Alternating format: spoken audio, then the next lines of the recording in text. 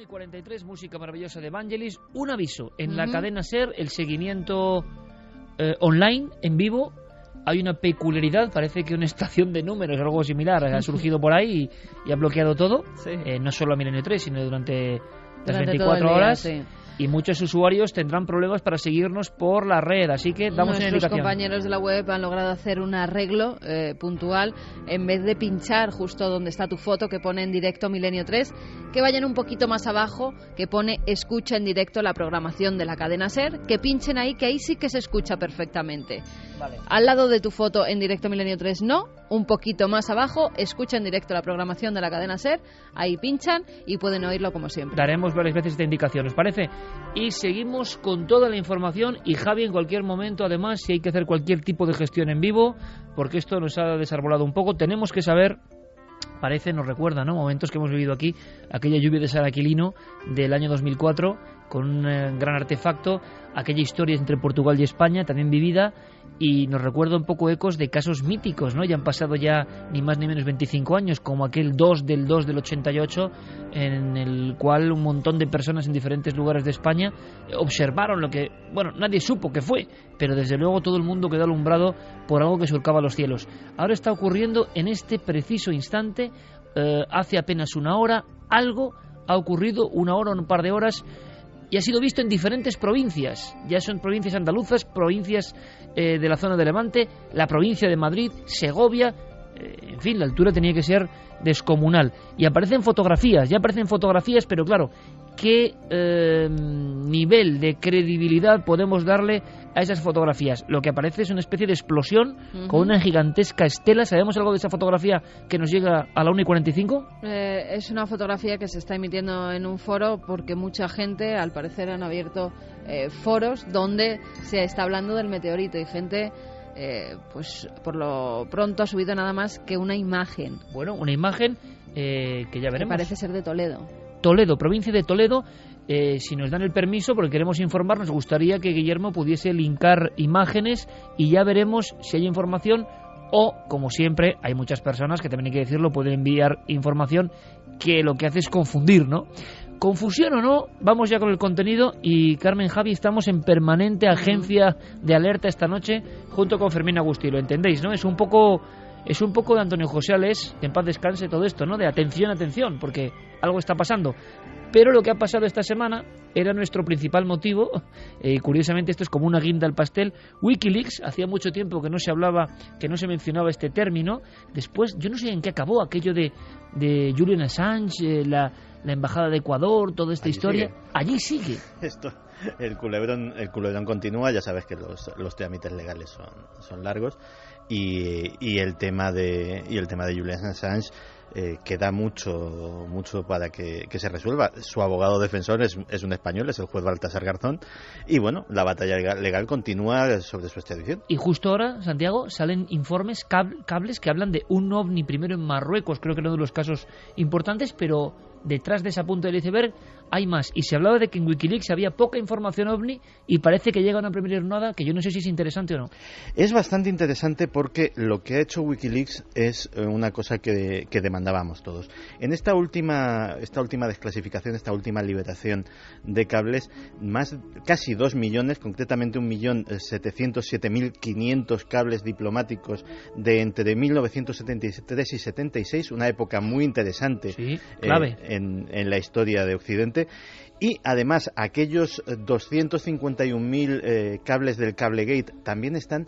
Lo que han hecho es, en vez de liberarlos como se había hecho previamente, que era facilitándolos a determinados medios de comunicación que los revisaban y a su criterio pues ellos publicaban la información que creían más o menos interesante, etcétera, etcétera, lo que han hecho es una cosa que demandaban muchos internautas, que es crear un buscador. Es decir, colgarlos y crear un buscador que da todas las facilidades del mundo para bucear buscando términos clave. Buscando por palabras. Exactamente. Puedes buscar España, Spain, y ver todos los cables relacionados con nuestro país. Puedes incluso, si te interesa un nombre de un político, si te interesa un tema en concreto, pues meterlo en el buscador y sacarlo por fechas, por nivel de clasificación, es decir, muy completo, muy bien hecho. Está en wikileaks.org y se llama PlusD, este nuevo buscador, donde están esos casi 2 millones de documentos. Y hablas de una franja muy concreta, vaya franja, 1973, en ese año nací yo, a 1976.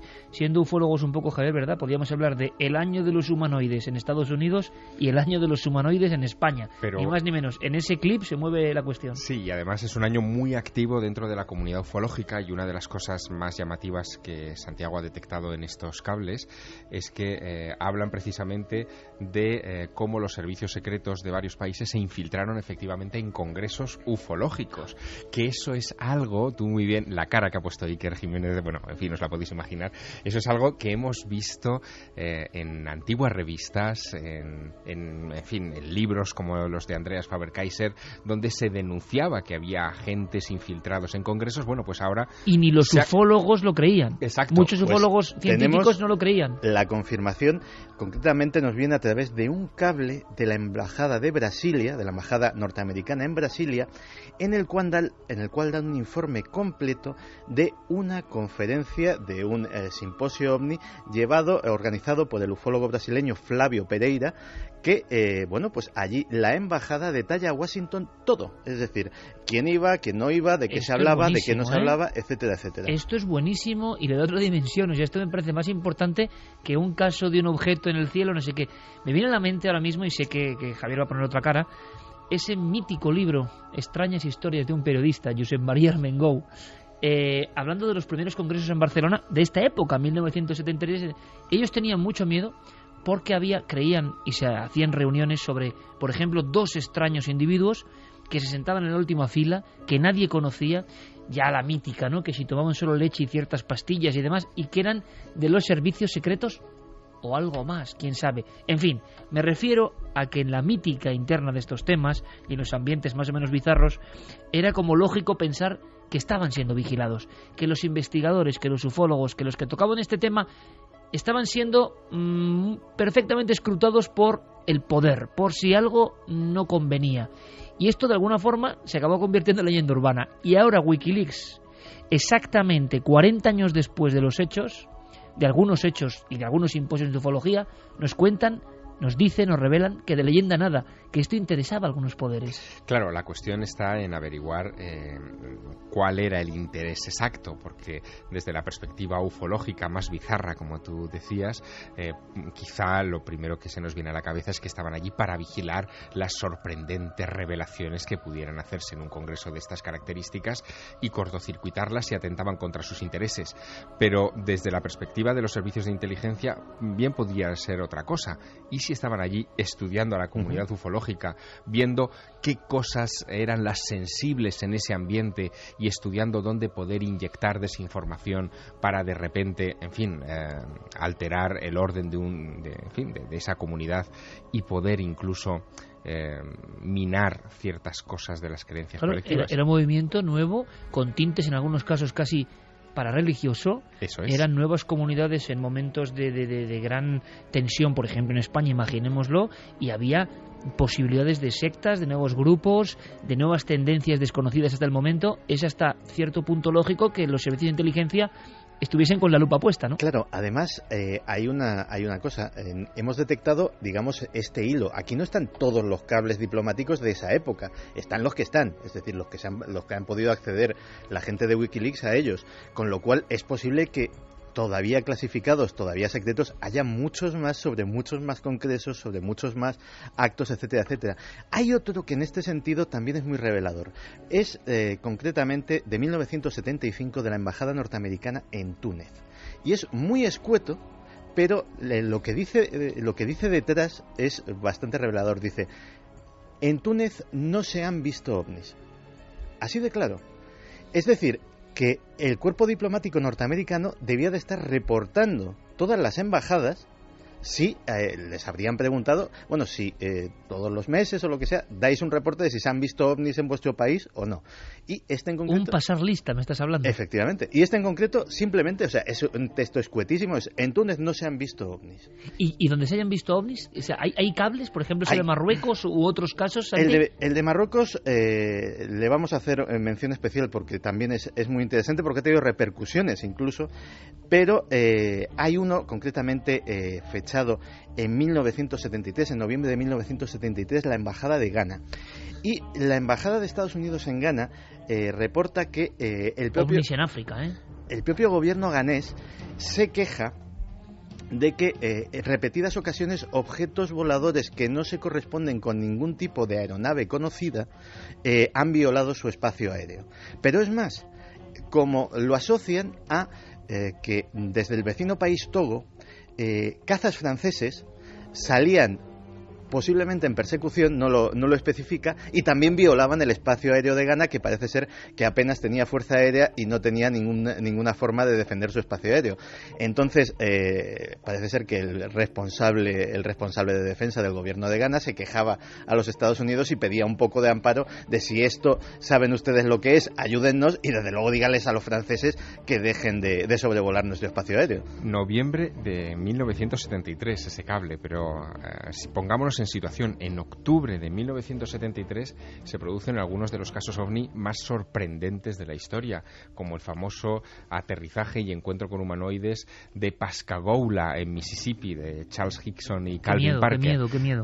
Ante un ser con tenazas, efectivamente. Bueno, esa historia es muy sorprendente porque termina dando un sobrenombre entre los círculos de los ufólogos a ese periodo de tiempo entre el verano del 73 y las navidades de ese mismo año, que termina en los libros de historia de estos temas como el año de los humanoides. Así que fíjate tú en qué periodo estamos centrados. Es más, ahora Santiago hablaba, fíjate, Ghana, Togo, Marruecos, es decir, África surcada por artefactos, años 70, desconocidos que generan problemas. Y es que África, como en todo, ha sido la gran desconocida. Y si uno va a la ufología africana, se encuentra pues con algunos reportes impresionantes. ¿Os acordáis? Había uno que a mí me impresionó mucho, un objeto tipo Torrejoncillo en España, es decir, un cono de fuego, para que todo el mundo nos entienda, o tipo Valdepero, que investigó nuestro compañero Javier Pérez Campos, un embudo de fuego pero con forma de cono que casi desciende al suelo, pero en Saladar, Etiopía, 1970, llega a derrumbar casas y se habló de que pereció gente. Y hay algunas fotografías, nosotros las emitimos en Cuarto Milenio, con los surcos en la carretera. O sea, aquello expelía tal cantidad de fuego en llamaradas que abrasó el asfalto y dejó huecos. Claro, era Etiopía, ¿os imagináis, amigos? 1970. El nivel de reporte y de análisis de las pruebas no fue del todo satisfactorio.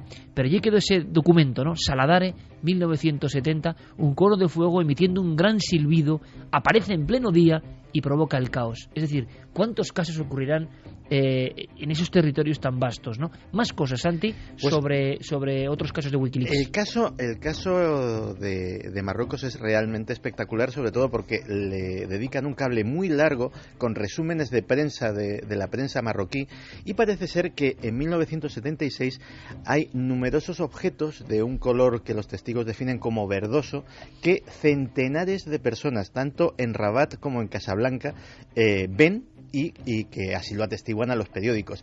¿Por qué la embajada se molesta en estos, incluso hacer resúmenes de prensa?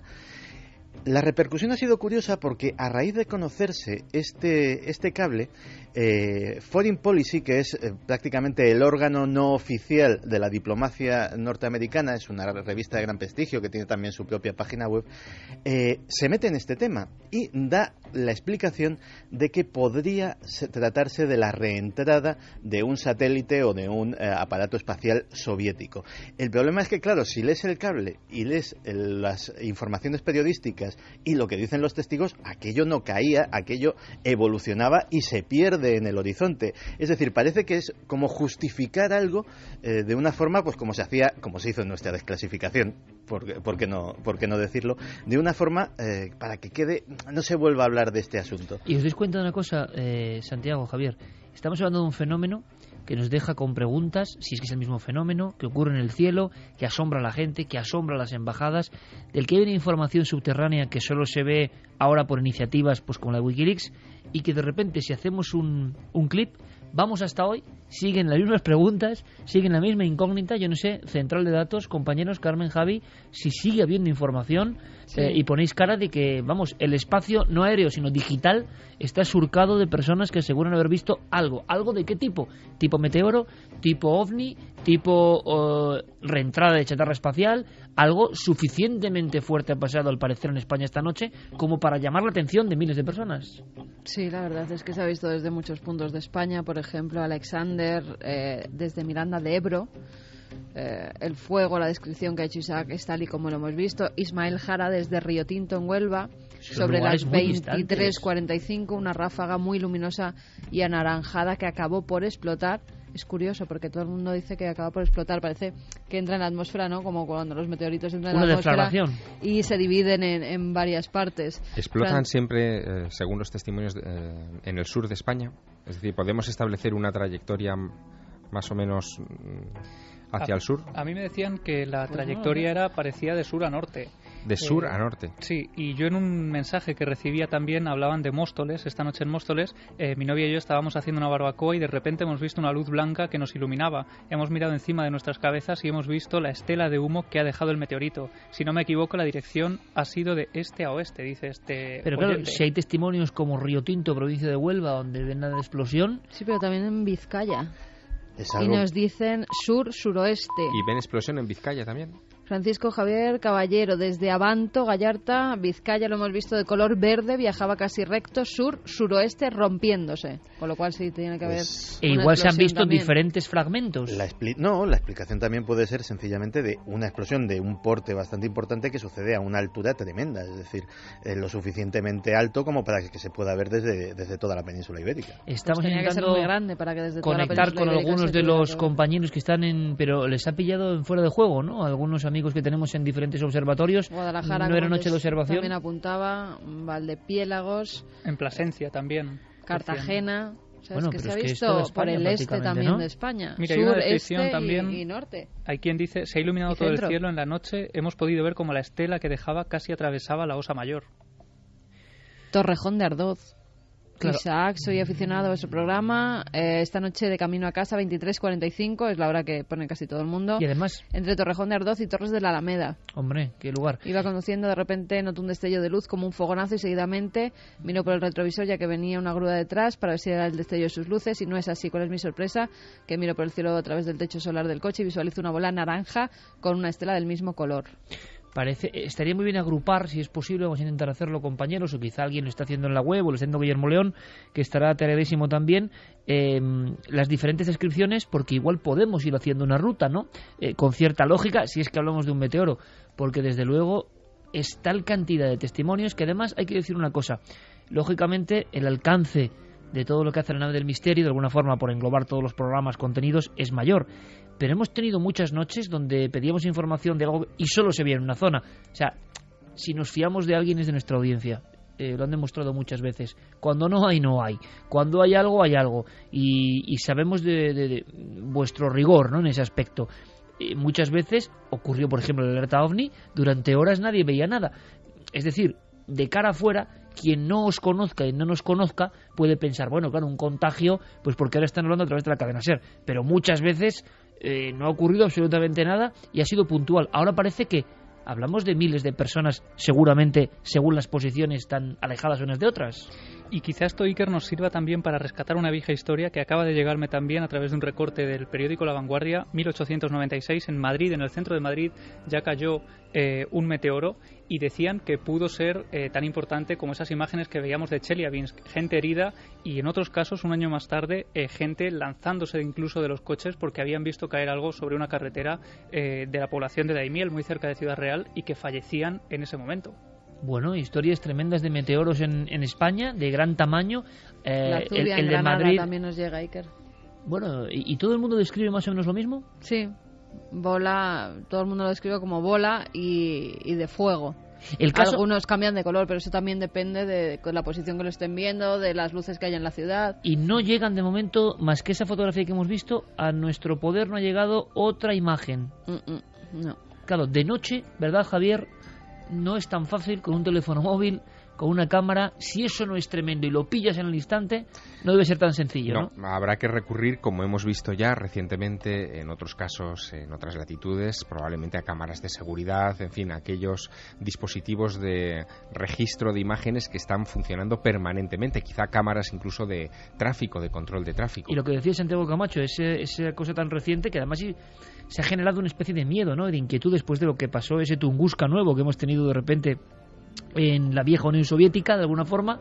Y como decía Santiago Camacho, el detalle de que allí se registró perfectamente porque todo el mundo tiene cámara en el coche. Sí, es una curiosidad, y el tráfico lo mencionábamos, es caótico, y para evitar demandas judiciales, multas, porque tampoco la policía es precisamente el colmo de lo no corrupto en Rusia, pues para evitar multas injustas, demandas judiciales, demandas por atropello, hay gente que se te tira el coche para simular un atropello, pues todo el mundo lleva su camarita y gracias a eso pudimos ver esas espectaculares imágenes. Bueno, seguimos muy atentos a toda la información. Zaragoza también. Zaragoza también. Es que es muy raro porque no lleva una línea, ¿no?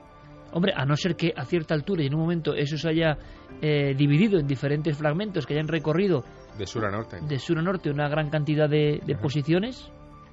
Pero de sur a norte, pasando por el centro, yendo hacia Zaragoza, luego a Vizcaya, es un poco raro, ¿no? Bueno, de momento por el norte ya sí que no hemos visto, no nos han llegado, ¿no? Por Vizcaya. el momento, Vizcaya. Claro, hay que ver horarios, es importante. 11:45, 11:50. Zaragoza nos decía este último oyente, yo he visto algo extraño, como para que se haya podido ver en más sitios. Parecía ir muy bajo en Zaragoza, visto desde la parada del autobús en la avenida Puente del Pilar hacia las 11:50. Lo he comentado con mi esposa y a continuación hemos llegado y ya nada. Es curioso porque todo el mundo precisa con bastante frialdad y control 23:45, 23:50. Así que bueno, seguimos esperando toda la información posible. Le pediremos información y si es posible además que nos lo comunique Fermina a Guillermo, que rápidamente haga un sondeo por satélites, reentradas, posibilidades, a ver si hay alguna y que te lo comunique. Fermín, ¿te parece? ¿Qué puede ser a nivel astronómico? Y hacemos un llamamiento también a los centros de control de tráfico, por ejemplo, que sabemos que escuchan este programa muchas veces, por si de repente pueden revisar ese fragmento de sus grabaciones entre las 23:44 más o menos y las 23:50. Y por supuesto a todos los agentes de las Fuerzas de Seguridad del Estado que siguen muy bien este programa y tenemos buena muestra de ello, que recorren España. Cualquier información que nos podáis brindar es importante porque nos gustaría saber, como tantas otras veces, ¿no? Tenemos a media España mirando hacia las alturas, intentando buscar la sombra de un fenómeno, sea el que sea, y es bonito intentar ponerle nombre, pues para quedarnos tranquilos, porque a muchas personas hablan como que las dimensiones eran importantes y como que les ha asustado, no era algo muy lejano, ¿no? En algunos puntos parece que eso está más lejano y en otras comunicaciones la sensación del público, de los oyentes, era que casi estaba encima, ¿no? Así que seguimos muy atentos con toda la información. Hay otra, muchísimo más bizarra. Quiero escuchar un documento. Es un hombre, Santiago, que habla de ovnis extraterrestres. ¿Quién es este hombre que vamos a escuchar? Pues Stephen Greer es un médico norteamericano y ufólogo. Aquí lo hemos mencionado alguna vez como fundador del proyecto de desclasificación, del Disclosure Project. Él consiguió que 500 funcionarios militares, testigos de alta cualificación como pilotos, etcétera, etcétera, pues hicieran públicas en una serie de conferencias y de textos en su página web, pues sus experiencias directas con el mundo de los ovnis, incluso con el contacto con entidades que parece ser salían de estos aparatos, o el conocimiento por parte del gobierno de los Estados Unidos de posible inteligencia no nacida en nuestro planeta. Pues bien, su último gran proyecto es un documental que se va a estrenar dentro de unos días, el día 22, que se titula Sirius. Y en Sirius, pues, un documental además que ha sido un éxito de esto que se llama el crowdfunding, el que en Internet él solicita financiación para llevar a cabo este proyecto, consiguió, parece ser, más de $250,000, que para hacer un documental es una cantidad importante. Qué curioso esto, de todas formas. Permíteme que te interrumpa, Santi. ya no es el tema de Sirius o el fenómeno del investigador y todo lo que vamos a contar ahora, que es muy curioso, excesivamente curioso quizá, sino estamos asistiendo, ¿verdad?, a un montón de cosas que antes eran impensables. Películas, documentales que se hacen porque a través de la red las personas dicen: yo quiero dar $2, $5, $10, 20 euros para este proyecto que a mí me interesa y me siento parte de él. Es curioso, ¿no? Es decir, están cambiando las normas, ya no hace falta solamente la aquiescencia o el sello o la luz verde de una gran compañía, de una multinacional. Está cambiando todo a un nivel de rapidez que yo creo que no somos conscientes. Alguien dice: tengo una idea, y ni siquiera se va a unos estudios. Pide ayuda a la gente a través de la red y la respuesta es inmediata. Pues sí, de hecho así se han publicado libros, hay crowdfunding de novelas, por ejemplo, se han hecho películas de largometraje, por ejemplo unos cineastas nórdicos hicieron una película muy bizarra sobre platillos volantes nazis que se titula Iron Sky y que fue íntegramente financiada con sus efectos especiales, no es una película nada amateur. Y además esto es como, en el buen sentido yo creo, un virus artístico, porque hay muchas personas y muchos proyectos en España también que están siendo financiados, digamos, pues por el público, y ese público que ha puesto algo, ¿tiene algún derecho sobre esa...? Pues depende de las condiciones del crowdfunding. Por ejemplo, hay muchas de estas iniciativas que, por ejemplo, un artista novel quiere publicar un disco, pues tú tienes derecho pues a X copias físicas del disco, más las descargas, incluso en algunos casos, dependiendo de la donación o de las condiciones, puedes aparecer tú en la carátula del disco, como en los agradecimientos, como uno de los donantes.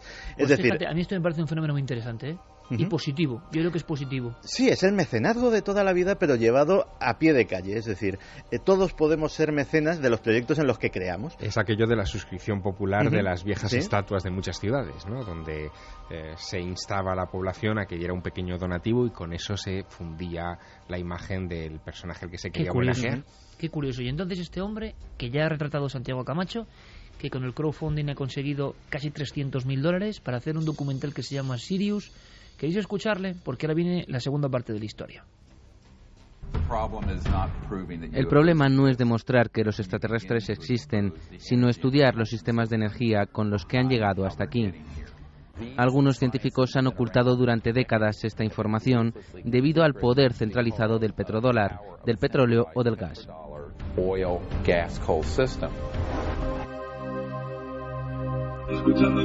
Hablando de estos temas, hay que recordar, Carmen, que teníamos un concurso pendiente el día del relámpago, y luego vamos a dar los ganadores, ¿no? Sí, luego tenemos los ganadores porque además ha participado mucha gente y va a haber más libros que se sortearán durante toda esta semana también. El día del relámpago, JJ Benítez, Editorial Planeta, y atención porque nos dan los datos, nos los daban en la cadena SER, hay que decirlo, que el nivel de respuestas y aciertos, podemos decir que ha batido todos los récords, ¿no? Prácticamente, o que ha multiplicado. Fermín, compañero, buenas noches. Buenas noches, Iker. Simplemente para que nos des el dato, es que parece que ese concurso que lanzábamos y que a través de cadenaser.com, ¿no? Consistía en una serie de preguntas, luego comentaremos más adelante. Simplemente quiero que me digas ahora que ha debido batir todo tipo de récords y hay más de 1.000 personas que han acertado. 1.109 respuestas acertadas. Y era una pregunta muy concreta y nada fácil. Efectivamente. No tenemos el dato de cuántas personas han participado, pero solo acertadas más de 1.000. Bueno, pues estaremos muy atentos. Luego veremos los ganadores concretos el día del relámpago, que evidentemente tiene que ver con todas estas cosas. A mí me pasaba una nota que ha mandado Guillermo León y que nos informan que en tiempo real, el día 13 y el 15 de abril pasan casualmente, entre comillas nos lo pone Guillermo, 3 asteroides. Hoy 13 de abril concretamente 2, uno de 50 metros a 3,9 distancias lunares y otro más pequeño de 10 metros a 4 distancias lunares. Lo que se ha visto no es el asteroide, pero de nuevo, y como el día del meteorito de Rusia, coincide con el paso de uno de estos grandes y se ven otros más pequeños que quizá acompañen a esos grandes. Es curiosísimo porque me estoy acordando de aquel caso, Javier, del 2 de febrero del 88, que fue como también... claro, sirvió, en aquella época que no había tanta información, sirvió para que muchas personas se dedicaran directamente a la ufología, así como suena, que vincularan sus anhelos a una observación que cambió muchas conciencias, y quizás lo importante.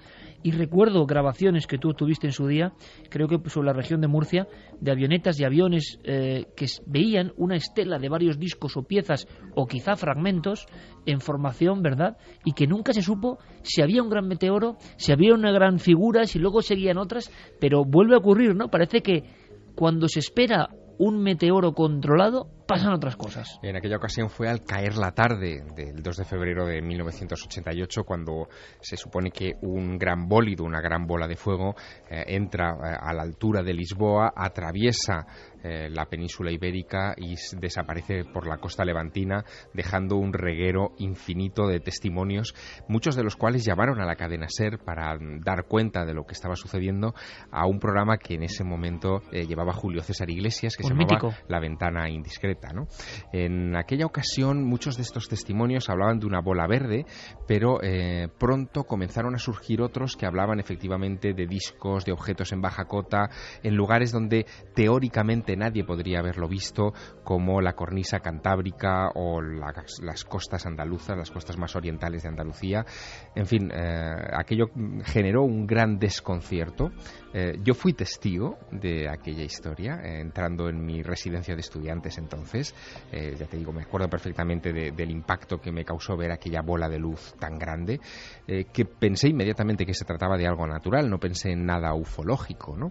Pero después hubo incluso testimonios de personas que dijeron que sus vehículos habían detenido al paso cercano de esta bola de luz, y surgieron inmediatamente las especulaciones. Se hablaba de que el 2 de febrero de 1988 estaba a 33 días del inicio del año, a 333 del final de aquel año. Algunos hablaron incluso de claves místicas vinculadas al fenómeno OVNI. En fin, fue incluso el arranque de una corriente de contactados que veían una señal casi de la segunda venida de Jesucristo a la Tierra. Hubo de todo. Todo por una señal en el cielo, todo por que una luz en siempre ha el sido cielo. Una noche movida, ¿no? Como la que de alguna forma estamos teniendo hoy, y estamos informando de todo en tiempo real, como debe ser. Precisamente esta semana hablábamos de esos cables de Wikileaks y conocíamos a este hombre que con la suscripción popular consigue ese documental Sirius. Y ahí parece, segunda parte, que tiene especial protagonismo un ser, el ser de Atacama o el ser de Chile, el pequeño extraterrestre diminuto, llámenlo como quieran, que se hizo célebre ya hace muchos años. Le habíamos perdido la pista y parece que hay nuevos datos que, con todo el escepticismo del mundo, esto es importante, vamos a dar, pero que es curioso, que forma parte del mito y leyenda de estas historias. ¿Cómo es que resucita el pequeño embrión extraterrestre, entre comillas, del desierto de Chile? Bueno, pues Stephen Greer está a breves fechas de estrenar su documental y, como cualquier director que se precie, está en promoción.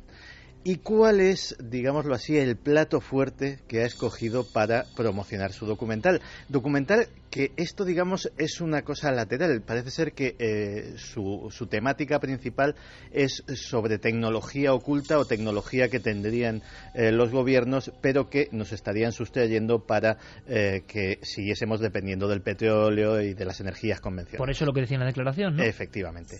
Pues elige a este diminuto ser de Atacama, una momia de una criatura humanoide de unos 15 centímetros. Creo que Guillermo León habrá puesto ya algunas fotografías en los paneles de Facebook y en la web, en ikerjimenez.com, en Nave del Misterio. Tendréis la información, porque es bueno, yo creo, también observar, ¿no?, la figura de la que estamos hablando. Pues bien, parece ser que Stephen Greer cogió sus $300.000 y parte de ellos los dedicó a venirse a España para encontrarse con los propietarios de este ser que... ¿Cómo vamos a ver, Santiago? Que los propietarios del ser de Atacama, de esa especie de criatura extraña, encorvada, con gran cabeza, pequeña, ¿estaban en España? Estaban en España, y eso es una historia que es bastante prolija y que casi mejor... dejamos para otro día. Grandes nombres de la ufología clásica aparecen por ahí, ¿no? Sí. Bueno, tampoco es Stephen Greer la primera vez que viene a España. Estuvo ya hace unos años en un congreso de exopolítica en Sitges. Ahí es donde yo lo conocí. Y bueno, luego si queréis os cuento mi impresión. Perfecto. Bueno, Pues parece ser que coge su presupuesto, su equipo de filmación y contacta con las personas que custodian esta momia y decide hacer lo que nunca se había hecho, que es un estudio a gran escala, porque ya había sido estudiada por forenses españoles. Ojo. Y ya había sido analizada. Y las conclusiones preliminares... ¿Conocemos a los forenses españoles? Pues el doctor Botella, gran amigo de este programa, uno de ellos, y que parece ser que nos comentaba que sus conclusiones eran que se trataba de un feto humano. Feto humano momificado. Un feto humano momificado. Miguel Botella, por cierto, que es que ha tenido varios extraterrestres entre las manos, hay que decirlo, ¿eh? Uh-huh.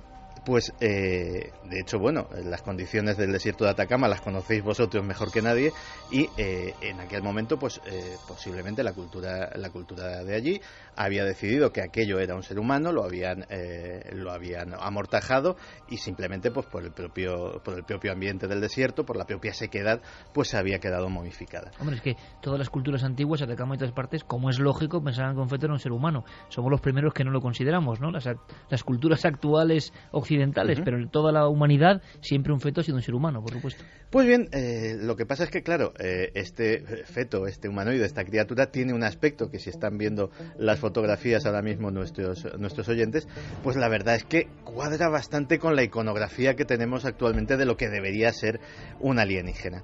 Así que Grier decide analizar esto como análisis de rayos X, tomografía computerizada, es decir, se le hace un TAC como Dios manda con todos sus aparatajes, y análisis de ADN. Y aquí es donde vienen las afirmaciones más gruesas de Grier, que ya veremos el documental para ver si se confirman quiénes han hecho esos análisis, en qué condiciones, con qué resultados, qué nombres. Él habla de primeras personalidades de los mundos de la genética y de la medicina forense. Habrá que ver si se corresponden esas afirmaciones a la realidad. Pero eso le ha llevado a estar presente actualmente en los informativos de todo el mundo. Es una noticia que ha cogido una repercusión tremenda. Porque él dice... Sí, que eso no quiere decir que sea verdad. Claro. Efectivamente, o sea, estamos hablando de que su versión que se corresponde a lo que él pone en ese documental, y cuando veamos el documental juzgaremos, es que los análisis de ADN afirman que ese ADN no solo no es humano, sino que no es de ninguna especie conocida, que la tomografía dictamina que efectivamente hay órganos internos, es decir, que no se trata de un muñequito, de una maqueta, sino que estamos hablando de un ser vivo, hay un sistema circulatorio, hay pulmones, etcétera, etcétera, pero que tampoco su disposición se correspondería con los de un feto humano, y que el análisis de los huesos, que también disentiría de los análisis de los forenses españoles, tampoco en su disposición serían exactamente humanos, dice que no son posfetales, puesto que la concentración de calcio en ellos es la que correspondería, digámoslo así, a una criatura ya formada, no a los niveles bajos que tendría un feto humano de esa edad. Imagino que, claro, el salto a las noticias, que es peligrosísimo. Si antes hablábamos del crowdfunding y que yo creo son esas cosas buenas de la red, es decir, que tú participes en un proyecto bueno, que te consideres parte de él. Aquí tenemos la otra cara, ¿no? Una noticia da la vuelta al mundo por lo espectacular que es, salen todos los informativos, ya no hay ningún tipo de criba, sale porque hay que meter una imagen impactante. Tú ves los informativos y te quedas alucinado de decir, ¿cómo están los informativos? Dios mío, luego dicen de los temas del misterio, ¿no? Pero es la realidad, y entonces lo espectacular va ahí, luego ya se verá si es cierto o no. Y el tema del extraterrestre de Atacama está bastante descartado por parte de la ufología hace mucho tiempo. Esto entra dentro de una dinámica muy rara. Aquel cráneo de las estrellas, el Star Child, que tanta murga daban con él, y que, hombre, yo recuerdo un programa de mi buen amigo, siempre ponderado y además que es un gran hombre y un gran divulgador, Joaquín Abenza. Hicieron un día, me llamaron un programa sobre el Star Child, y yo noté que lo que yo le decía a Joaquín era como un poco de agua fría, porque había estado el investigador. Dices, bueno, si uno va al Museo Dupuytren de París, donde hemos estado tú y yo, ve esos cráneos perfectamente, y no son extraterrestres, ¿no? Son niños con macrocefalia, son deformaciones craneales y claro, de es que se aprovechan también en ocasiones que la gente, es decir, no es que no haya viajado, no haya visto, y nosotros no somos tampoco, pero si uno se ha interesado por fenómenos, en ese Museo Dupuytren, dentro de lo que era la antigua Salpêtrière de París, es que hay cientos. no 1, 2, 5, hay cientos, por desgracia, porque es un ejército que te pone los pelos de punta. A mí ya no por el miedo, sino porque pienso que eran niños enfermos, ¿no? Y que están ahí porque eran... Y el cráneo es el mismo, entonces se aprovechan del poco conocimiento científico. Luego viene Botella y dice, claro, esto es así, asado. O aquel ser de Metepec, que vamos, que el propio Botella, le cito a él, era un animal deformado, es profeso por taxidermistas, afilados los dientes, pero bueno, ¿esto qué es? Estamos en esa dinámica que a mí me parece muy burda. Estamos en la dinámica. Oye, me puedo equivocar, sí, como siempre, me puedo equivocar como siempre, pero es que no sé, esto... Bueno, la dinámica parece que es la de tener cada vez más titulares impactantes, imágenes impactantes que den la vuelta al mundo. En este caso, Steven Greer, que es el que ha lanzado esto a la escena internacional, es un profesional de llamar la atención. Lo hizo con el Disclosure Project, que fue... ¿Le gusta el impacto, entonces, no? Sí. Además, impacto que él canaliza inmediatamente para proyectos de carácter lucrativo, porque el Disclosure Project también quiso manipularlo o monopolizarlo para que todos esos testimonios formaran parte de un documental que se vendería en todo el mundo, y en donde, partiendo de una idea buena, original, que es reunir a testigos de alta credibilidad, incluso pilotos de combate, senadores... Miembros de los servicios de inteligencia. Exacto, que acudieran a una sala de prensa en Washington D.C. e hicieran declaraciones a pocos metros de la Casa Blanca para que la Casa Blanca tomara carta en el asunto y desclasificara la información que tiene sobre ovnis. Bueno, pues lo que parte de una iniciativa correcta termina derivando a las pocas semanas, en realidad, en afirmaciones grandilocuentes sobre pactos entre alienígenas y los Estados Unidos, y en historias que se van de madre. Historias que eran muy de los final de los 80. Exacto. Y que han vuelto con mucha fuerza, ¿no? A mí me parece interesante incluso para tratar un día, de verdad, entre escépticos y crédulos, eso de el pacto, ¿no? Entre Estados Unidos, casi siempre Estados Unidos, y los extraterrestres. Y esto que ya la ufología incluso daba como de broma, pues resulta que también con la red ha surgido una nueva generación de personas que yo entiendo que es muy atractivo y que sin ningún tipo de criterio crítico, y siempre pensando que todos podemos estar equivocados, de acuerdo, pero hay algunas cosas, algunas afirmaciones impresionantes, ha vuelto a coger esa fuerza. El tema es que cuando transcurren 10, 15 o 20 años de una información, aparecen nuevos consumidores vírgenes de esa información que no tienen ni idea de lo que ha ocurrido ni de la justificación o conclusión que han llegado sus predecesores 2 décadas atrás, y la consumen como si fuera una novedad absoluta. También eso ocurre en los medios de comunicación, que sorprendentemente parece que tenemos poca memoria de este tipo de asuntos, y también se produce otro factor que a mí me sorprende, y es la falta de sentido común. Si en el caso del supuesto extraterrestre de Atacama, este pequeño feto de 15 centímetros... Es que momificaban los fetos muchas veces en las Exacto, culturas. pero si sabemos que se desentierra en el año 2003 cerca de un cementerio por un huaquero, está envuelto en un trapo que aparece en esa excavación furtiva, en fin, tiene todos los números para ser efectivamente un feto humano de 15 semanas, que es a lo que han llegado, a la conclusión a la que han llegado los forenses. Están lanzando muchas noticias. Fíjate, yo esta noche, preparando el tema de los extraterrestres, me he encontrado con un titular que digo, madre mía, ¿esto qué es? Encuentran en Entre Ríos a una extraterrestre hembra embarazada. Ala, ahí te lo lanzan, ese es el titular. Entre Ríos, Argentina. Exactamente. Luego te pones a leer la noticia y te dicen que unos cazadores hace unos meses estaban pues por la noche en el monte cazando, y de repente ven una especie de ser que en un principio dicen entre mitad mamífero y mitad pájaro, te ponen las descripciones, que se asustan porque parece que se alza sobre 2 patas traseras y que va hacia ellos intentando atacarlos. Ellos llevan las escopetas porque iban de caza y disparan a ese extraño ser. Se quedan con tanta curiosidad que al día siguiente vuelven a la zona y encuentran el cadáver y lo fotografían.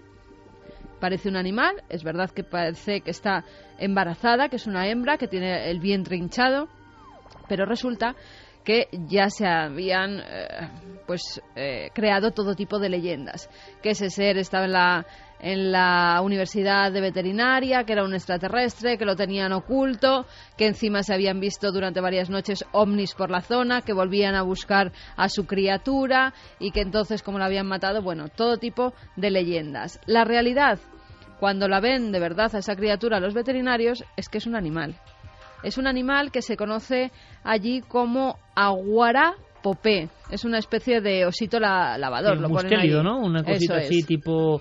Pues como un meloncillo, ¿no? Lo que pasa que si ves la imagen... La imagen sin piel. Es sin piel, le falta una pata, parece que ya en estado de descomposición. Parece una criatura alienígena. No tiene ojos y parece una criatura alienígena. Pero, como suelen pasar algunas noticias cuando en realidad se trata de animales. Vamos a ver, es muy curioso esto, ¿no? O sea, yo creo en el misterio, pero además, fíjate, más que nunca. Te puedo decir, más que nunca. Y me diferencio, y creo que estamos aquí, también andamos en esa órbita. Curiosamente... andamos ya por la cuarentena, algunos, ¿no, Javier? Y nuestra tendencia no ha ido hacia el escepticismo. Esto es muy curioso. De muchos otros compañeros que buscando hechos y pruebas de este tipo, buscando llevarse extraterrestre a casa y siguen intentándolo, acaban en el escepticismo. Curiosamente algunos, por otras vías, que puede ser una vía mucho más sutil, más daimónica, más profunda, más de otras visiones, artística, hemos conocido que el misterio es profundo de verdad, que es mucho más inmenso de lo que creemos y que está en todo, y eso te llena de fuerza.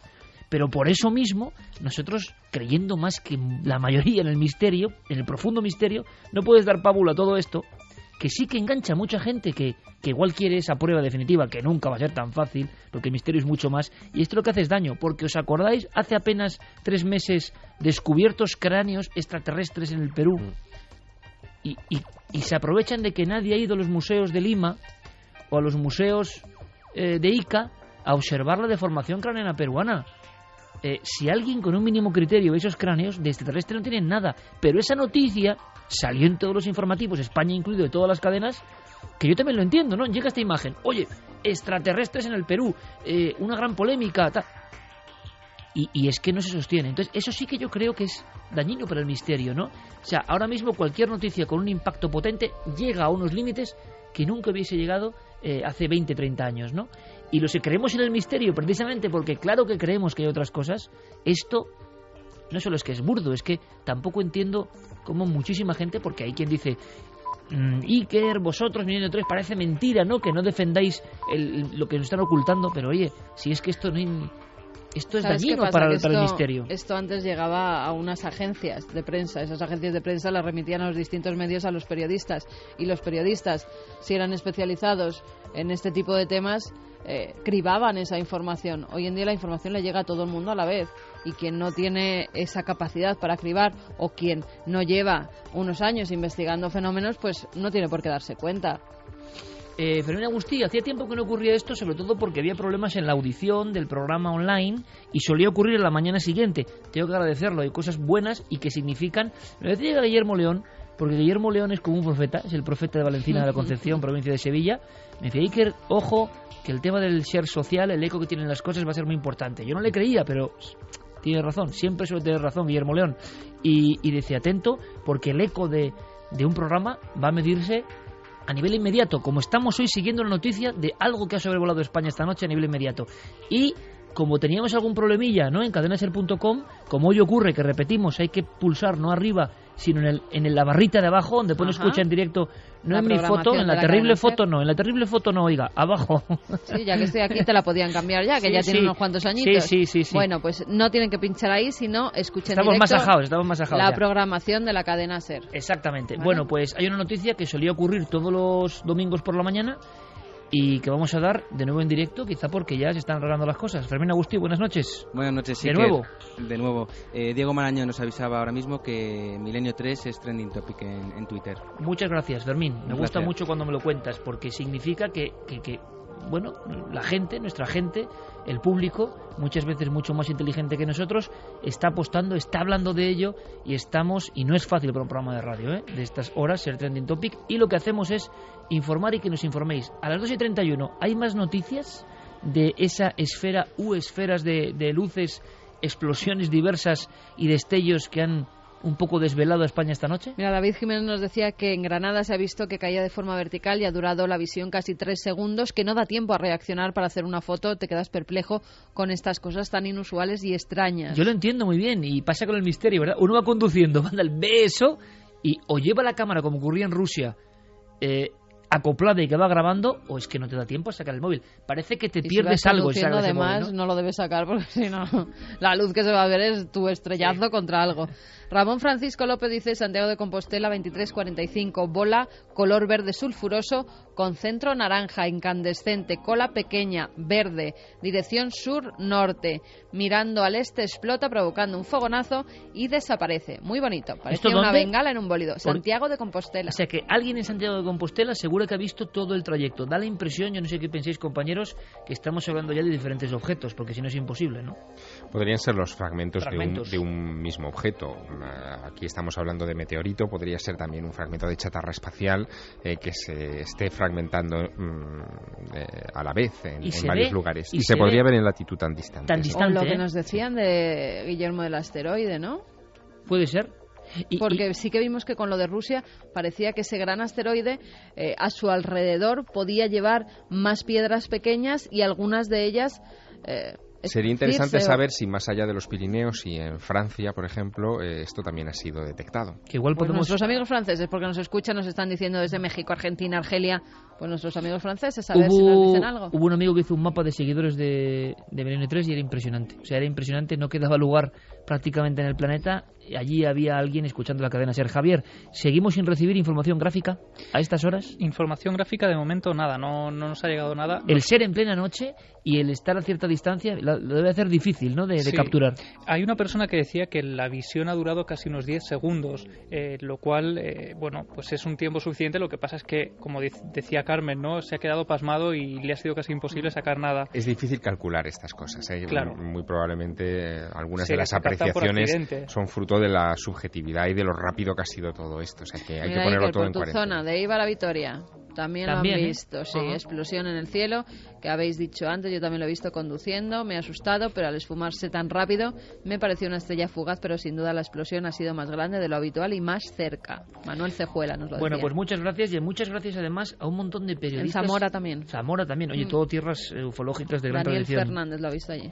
Información al minuto, luego por supuesto si queréis preguntas para ese otro segundo gran bloque que va a ser al regreso de las noticias, preguntas sobre el otro lado, sobre el nuevo programa de Carmen, sobre Telecinco, sobre vuestras inquietudes, sobre de qué va a ir, cómo va a ser, de qué forma, sobre nuestro futuro, pues todo eso nos lo preguntáis si queréis. Pero sí me gustaría en este momento, y antes de hacer una pequeña pausa con una información que nos trae Carlos Cala muy interesante, y de entrar en otro tema maravilloso, sí me gustaría, sin dar tampoco muchos datos, pero compañeros de Onda Cero, de los deportes de Onda Cero, directores de programas de deportes de Onda Cero o de Marca Televisión, que nos escriben unos mails maravillosos, nos escriben unos mails llenos de cariño y de admiración, y cuando esto ocurre, como hemos hecho nosotros, con otros compañeros entre cadenas, pues emociona especialmente. Así que gracias, colegas, gracias a todos los que esta semana nos habéis brindado, pues no sé, vuestro apoyo y que nos gusta, como nosotros escuchamos, por supuesto, muchísima radio, porque la buena radio no sabe tampoco solo de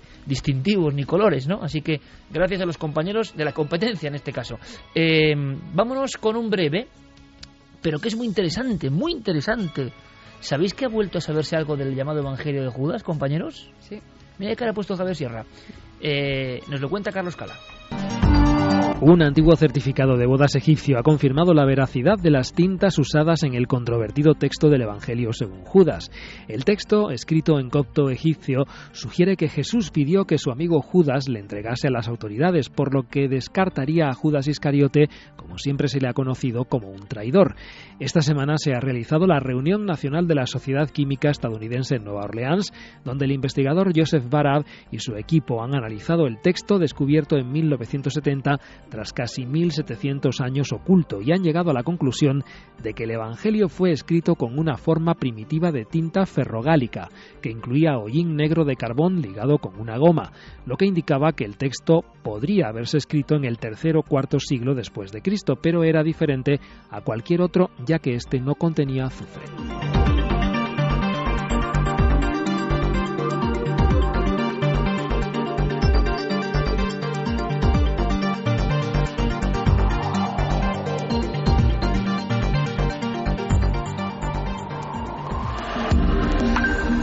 Antes habías estado tan cerca de lo desconocido.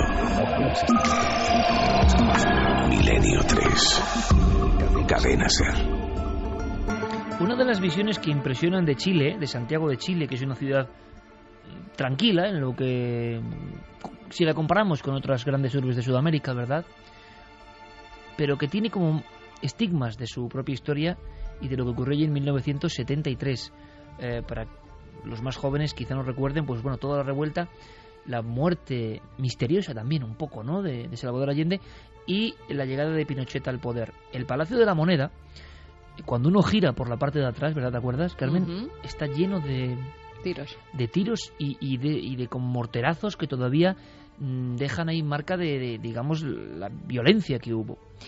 Es muy curioso porque se está hablando de algo que pasó precisamente también en esa época, en el 73, parece un año clave esta noche, y se está hablando de envenenamientos.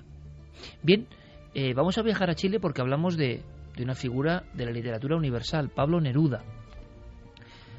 Pero claro, hemos recuperado una voz, lo ha hecho Javier Pérez Campos, una voz de Neruda, es breve, yo creo que es su poema más célebre, y yo os lo digo, a mí me ha impresionado, pero porque parece casi un poco psicofónico ponerlo ahora. Es como un lamento, es una cosa un poco, pero que nos pone sobre la pista de un personaje fundamental con muerte incierta que se reinvestiga ahora y que además arroja cierta luz todo esto sobre algo que parece que está pasando con muchos grandes personajes del siglo XX. O sea, pura conspiración. ¿Escuchamos a Neruda?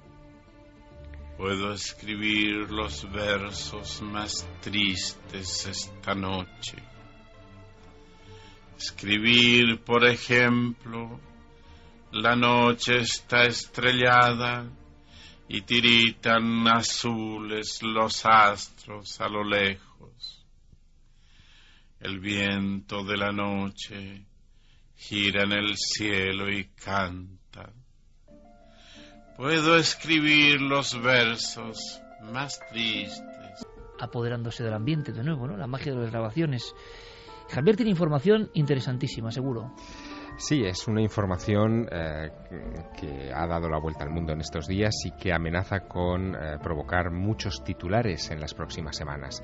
Todo en realidad se remonta a un 11S. El 11 de septiembre de 1973 fue cuando las tropas comandadas por el general Augusto Pinochet asaltan el Palacio de la Moneda en Chile y derrocan la democracia, el sistema democrático en ese país. Aquella mañana Pablo Neruda estaba escribiendo, como siempre, en su casa de Isla Negra, en la región de Valparaíso. Era su lugar favorito de retiro. Allí se aislaba por completo del mundo, se entregaba a sus cuartillas, mirando a la mar, como la mar rompía en esas rocas negras y volcánicas que tenía frente a él. Pero de repente siente un escalofrío y, como movido por una premonición, se acerca a su receptor de radio, enciende la radio y escucha las primeras noticias de cómo efectivos de los 3 ejércitos en Chile están asaltando e incendiando el Palacio de la Moneda. Siente un revulsivo dentro. Él era, en fin, un conocido militante del Partido Comunista. Piensa que esto es un golpe de la extrema derecha que quiere acabar con el régimen, en fin, con la situación democrática y sobre todo con Salvador Allende. Y inmediatamente siente como un retortijón en el estómago que presupone que tiene que ver con el cáncer de próstata que le han detectado y se preocupa. La preocupación ante esa primero premonición y luego esos dolores se multiplica unos días más tarde y el 19 de septiembre de 1973 le dice a su chofer y hombre de confianza, secretario y lector y revisor de sus poemas, Manuel Araya, recuerda ese nombre, que por favor lo lleve inmediatamente a Santiago de Chile a un hospital. Lo llevan hasta Santiago en ambulancia, le detienen tanto a él como al coche de Manuel Araya, su chofer, varios controles en ese trayecto, hasta que finalmente los dirigen hasta la Clínica Santa María. Evidentemente en la Clínica Santa María ya estaban todos alertados de que Pablo Neruda, comunista, imagínate, está yendo hacia el hospital para ser atendido. Y allí lo atiende un afable doctor, Juan Morel, que lo examina y dice que los dolores de vientre que él ha sentido estos días y ese estado de depresión en el que está no tienen nada que ver con el cáncer, que el cáncer avanza lentamente, pero que no está en peligro su vida por esta situación, y aún así le pide que se quede un tiempo en observación en la clínica. Al día siguiente, Manuel Araya, el chofer, que no se ha despegado en ningún momento de la vera de su amigo y jefe Pablo Neruda, y que está preocupado porque ahí fuera, en las calles de Santiago, siguen todavía los disturbios y las tropas están por doquier, es enviado por el doctor Morel a buscar medicinas que no están en el hospital para Pablo Neruda. Cuando regresa Araya al hospital, al cabo de unas horas, descubre que a Pablo Neruda le han puesto una inyección en el estómago se supone que de un calmante, de un tranquilizante, pero Neruda no se encuentra nada bien. El caso es que al día siguiente se vuelve a repetir la escena, estamos hablando del 21 de septiembre, vuelve otra vez a salir a por más medicamentos y cuando regresa, Neruda le habla de un enfermero que ha ido y le ha vuelto a inyectar. Cuando describe Neruda a ese enfermero, ninguno de los médicos que le atienden conocen a ese enfermero, no reconocen los rasgos que describe claramente el poeta. Y el 23 de septiembre de 1973, Pablo Neruda le pide a Manuel Araya que le ayude a levantarse de la cama, a dirigirse hacia el cuarto de baño, y cuando se está retirando hacia el cuarto de baño por el pasillo del hospital, cae al suelo con los ojos desorbitados, con espuma en la boca, agonizando y muere. Esa es la escena que Manuel Araya no olvidará mientras viva. De hecho, Manuel Araya sigue viviendo en estos días y se ha convertido en un personaje muy popular en Chile en estas últimas semanas, porque ha conseguido que un importante juez chileno, el juez Mario Carroza, a instancias de su testimonio, reabra el caso. Manuel Araya está convencido de que ese misterioso enfermero envenenó a Pablo Neruda con varias dosis de alguna sustancia química que le provocó la muerte, una muerte en 2 días, y que hizo que de repente Pablo Neruda desapareciese de la faz de la historia en un momento especialmente dedicado. Si hubiera sobrevivido Pablo Neruda, ese mismo 23 de septiembre de 1973 se hubiera embarcado en un avión de hélices en el aeropuerto de Santiago rumbo a México, a su exilio, donde le estaban esperando para organizar la resistencia contra Pinochet.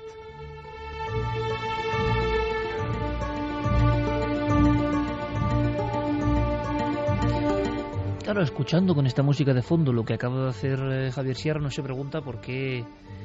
Hombre, no sé, habrá buenos profesores de historia, pero desde luego si te cuentan así la muerte de Pablo Neruda, te la aprendes, no te la olvidas y te gusta mucho.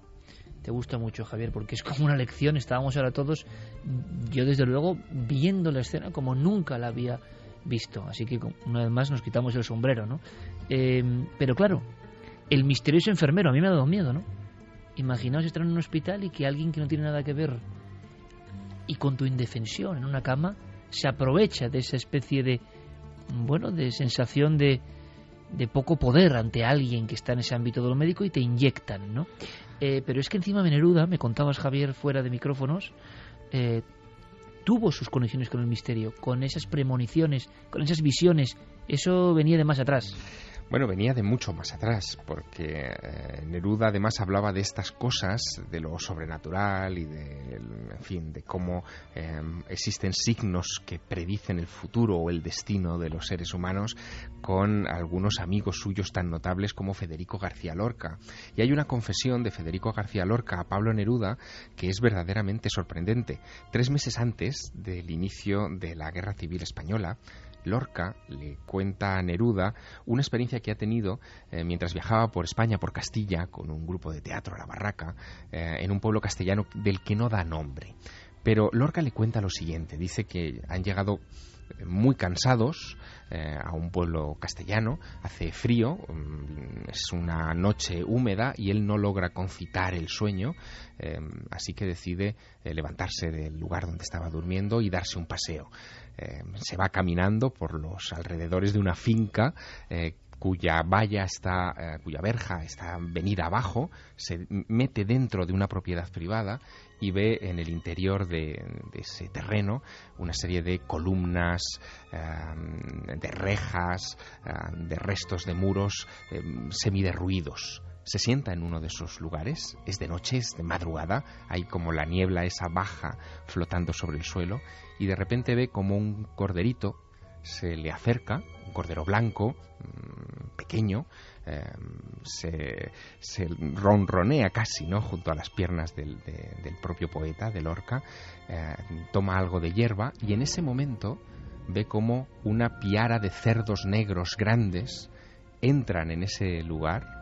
Son 3 o 4 ejemplares enormes, asustan al cordero, lo rodean y lo despedazan delante de sus ojos.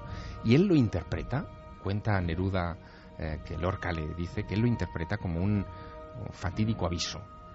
El fatídico aviso en el que el propio Lorca, según interpretará Neruda años más tarde, ese cordero en realidad es un aviso de la propia muerte de Federico García Lorca.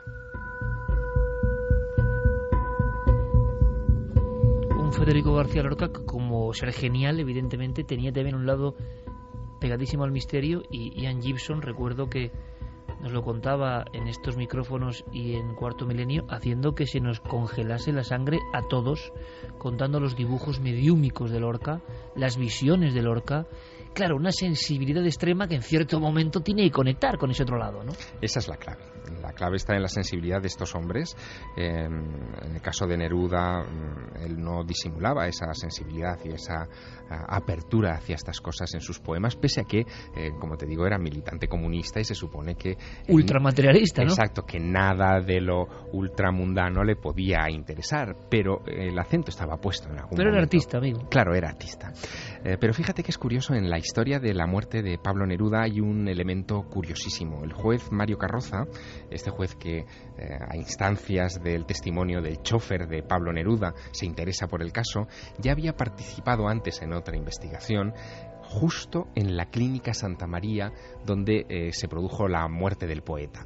Y es que en los pasillos de esa misma clínica, unos años después, en 1982, ingresa, aquejado de una hernia de hiato, el que había sido presidente de la República Chilena hasta 1970, Eduardo Frei Montalva. Ingresa con 71 años. Frei es un dirigente conservador, teóricamente afín a las ideas de Pinochet, pero que en un momento dado se pone en el punto de mira del régimen porque hace algunas manifestaciones disconforme con las presuntas, entonces, claro, violaciones de derechos humanos que se están cometiendo y la persecución feroz a ciudadanos chilenos. Bueno, lo que ocurre es que él ingresa en ese mismo hospital, aquejado de esta hernia, y fíjate qué curioso, las paradojas enormes que tiene la historia. El chofer de Eduardo Frei Montalva, otra vez otro chofer, ¿no? El chofer de Eduardo Frei Montalva es un agente de la Dirección de Inteligencia del Ejército, de la DINE, y avisa al régimen de que está entrando en el hospital. Parece que los agentes de la DINE consideran que el hospital es el lugar perfecto para cometer sus fechorías, así que deciden suministrarle también fármacos o algún tipo de sustancia que acaba con la vida de Eduardo Frei. No saldrá vivo de esa estancia en el hospital Santa María. Lo llamativo de este asunto es que en 2006... precisamente a instancias de estos mismos jueces que están en la escena del caso Neruda, se exhuman los restos de Eduardo Frei, se analizan bajo la luz de la ciencia y se ve que hay rastros de mostaza sulfúrica y talio en los restos del presidente, es decir, había sido efectivamente envenenado.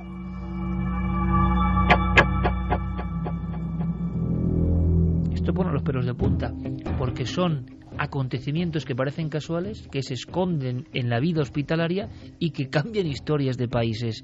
Claro, y estamos ya viendo el mundo de la conspiración y ¿por qué y quién da la orden de hacer eso? ¿Es solamente el país o hay supraórdenes? Porque recientemente, Santiago Camacho, compañero, estamos viendo cómo con el tema de Arafat está ocurriendo algo muy parecido, ¿no? Dicen. Sí, de hecho los resultados los sabremos dentro de unas semanas.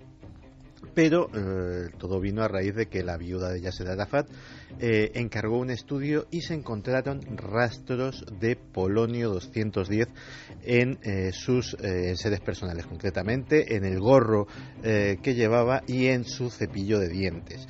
¿En el cepillo de dientes? Como tú nos has contado tantas veces, sí. Donde, por ejemplo, los servicios secretos búlgaros, es que esto hay que imaginarlo, metían un espía, metían la aguja dentro de la pasta de dientes y metían un elemento, por ejemplo, radiactivo dentro de la pasta de dientes. Sí, y se iba envenenando uno poco a poco. Existe una de las cosas más terribles que cuando se desclasifica información de inteligencia son los famosos manuales de asesinato que existen, que te explican la manera correcta de arrojar a alguien por la ventana, por ejemplo, o que te explican efectivamente pues cómo introducir veneno subrepticiamente utilizando técnicas de los ilusionistas para que no se dé uno cuenta de que le están envenenando o de que le están intoxicando la copa.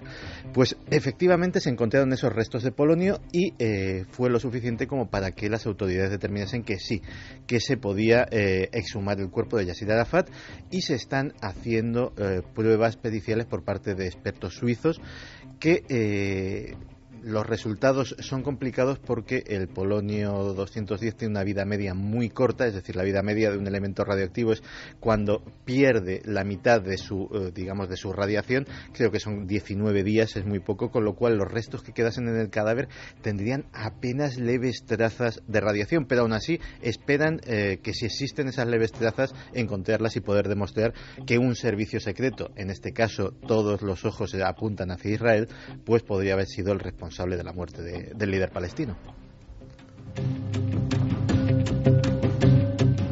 Pero como siempre, cuando rascamos un poco en la historia, cuando quitamos las páginas convencionales y las que nos quieren hacer creer a todos, encontramos una vida paralela, un mundo que parecía de ficción, tan ficción como que los congresos de misterios y ovnis en algunos casos no estaban siendo vigilados por servicios de inteligencia, y lo estaban.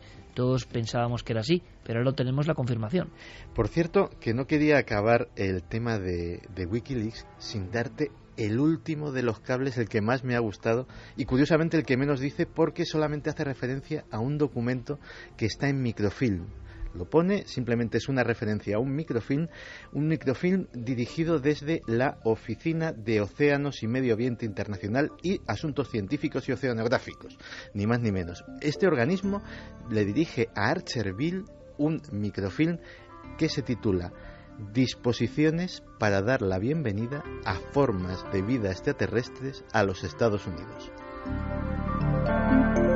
Y nada más. Y nada más, solamente que el microfilm existe, la fecha, concretamente miércoles 26 de marzo de 1975, unos números de referencia, origen y destinatario.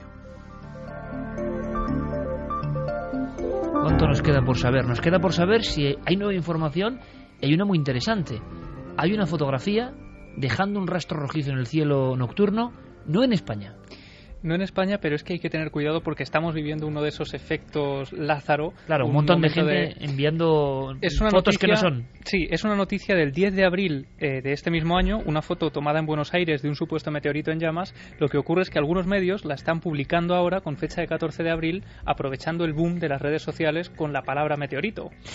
Vaya, hay que tener mucho cuidado, hay que tener 1000 ojos. Acabamos con información y por supuesto a la vuelta todas las preguntas sobre ese programa al otro lado y muchísimos más casos, más historias. Vamos con mensajes. Pues Miguel Ángel nos decía, es positivo ver cómo los contenidos de un programa como Cuarto Milenio, lo que pasa que lo voy a dejar para... No, todo lo que tenga que ver con el programa fuera. Vale. Eso para luego. Rubén Sánchez, pues sí dan miedo, pero son bonitos los versos, un poco tristes. Chris dice, vaya voz terrible, grande Pablo. La voz les ha dado terrible. Bastante miedo. Sí, es que, oye, que Pablo Neruda era Pablo Neruda, pero la voz soltada así con música, como hemos puesto, de repente abriéndose en la noche, parece una invocación espírita o algo así, ¿no? Ha dado mucho reparo a la gente. Yo lo sabía porque a mí me ha dado también. Luis Lombardo dice, la historia se repite. En el 36 aquí tuvimos a Lorca, Miguel Hernández y Antonio Machado, porque se fue, y en los 70 allí en Chile tuvieron a Neruda. Isidro Cainora, qué magia la de la radio, la de recuperar a tantos personajes que son inmortales. Carolina dice, Pablo Neruda, me ha dado miedo su voz, pero como dijo Iker, contando así es difícil olvidarte de esta historia. Rubén del Pozo, espeluznante la anécdota de Lorca y la piara de cerdos. Espeluznante, y cómo lo ha contado Javier Sierra, que nos ha tenido pegados, ¿no? Esas viñetas de la historia y de personajes de la historia que, en fin, es que Mira, ¿qué más se puede añadir? Te voy a leer un mensaje de Diego Marañón que me ha gustado mucho cuando he escuchado la voz de Neruda. Dice: la voz de Neruda es de las cosas más pelopúnticas que han sonado jamás en Milenio 3. Eso es muy de Jesús Callejo, ¿no? Lo de pelopúntico, ¿no?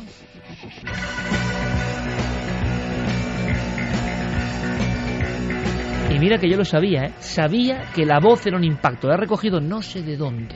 Mar dice Javier que Pérez Campos. voz de ultratumba la de Neruda recitando. Parecía estar más triste aún de lo que decía estar en su poema. También José Luis Serrano Moreno, desde Madrid, dice que es astrónomo amateur que se ha encontrado haciendo astrofotografía esta noche en Escalona, en Toledo, y que de repente ha visto el bólido. ¿Y ahora va a fotografiarlo?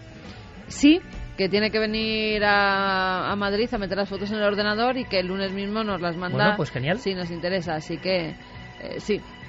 Dice: si esperáis, si queréis, a que llegue mañana a Madrid y las pase el ordenador, el lunes Perfecto, las envío. perfecto. Son simplemente del rastro estelar que ha ido Ajá. dejando en los siguientes 6 minutos. Bueno, 6 minutos de rastro estelar, pero es la confirmación de que algo ha sobrevolado nuestros cielos y que nos ha tenido inquietos y que hemos seguido su pista a través de las ondas. Bueno, Santiago Camacho, como siempre, compañero, te veo el domingo y no te veo, pero trabajo contigo el martes. Bueno, me ves allí, lo que no me ves el resto de la gente, y nada, esto ya es jornada intensiva. Es lo malo, sí, ya es el acabose, ¿no? Ya es todo el rato por juntos. cierto, para Pablo, con voz terrible e inolvidable, nuestro compañero Pablo Villarrubia. Sí, otro Neruda, ¿no? Otro Neruda a su manera. Otro poeta.